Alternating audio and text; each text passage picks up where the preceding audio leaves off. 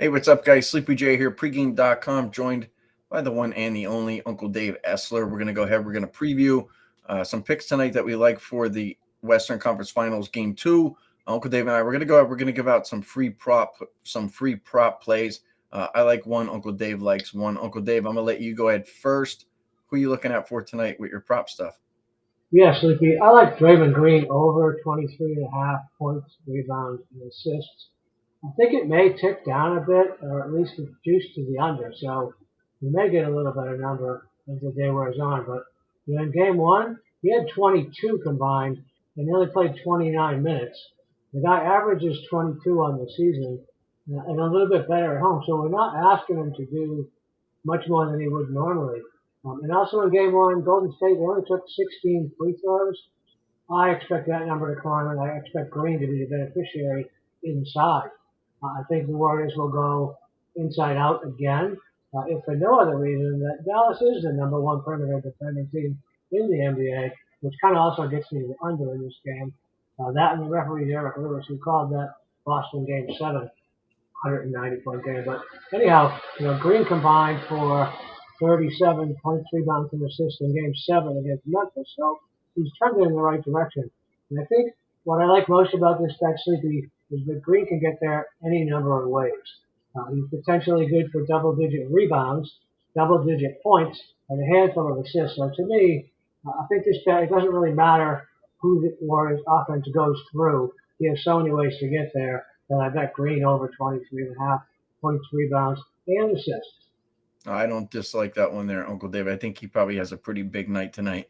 No, he is the point guard for this team. He's involved in so many ways, and they ask him to do so much. So he's always around the basketball doing whatever he needs to do.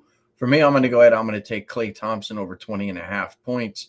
You might go back and look at his stats. He was 3 out of 5 to this number over with the Denver series, 2 out of 6 with Memphis, and 0 for 1 here with Dallas. So, he's just 5 for 12 there, Uncle Dave, going over 20.5 points.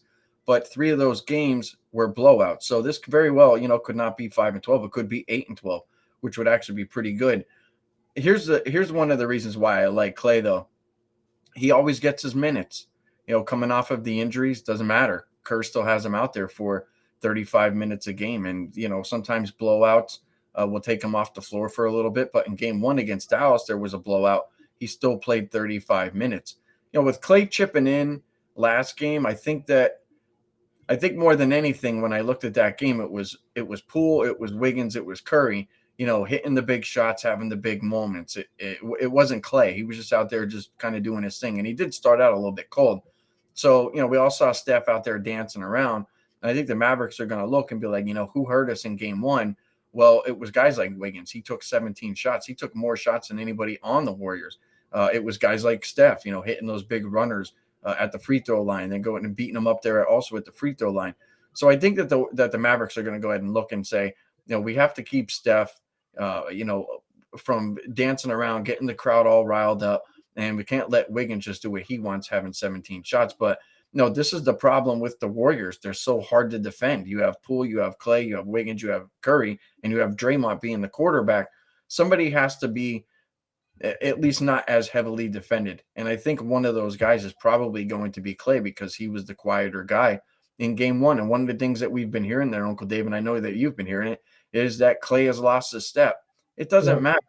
That guy will still shoot your lights out, and he's going to get his shots up. He's always getting up 13 to 20 shots a game. There have been multiple games throughout these playoffs where he was the leading scorer on the team. He could put up 30 any given night. So I think getting him to 20.5 tonight is not asking too much, especially at home. He generally has his bigger games at home.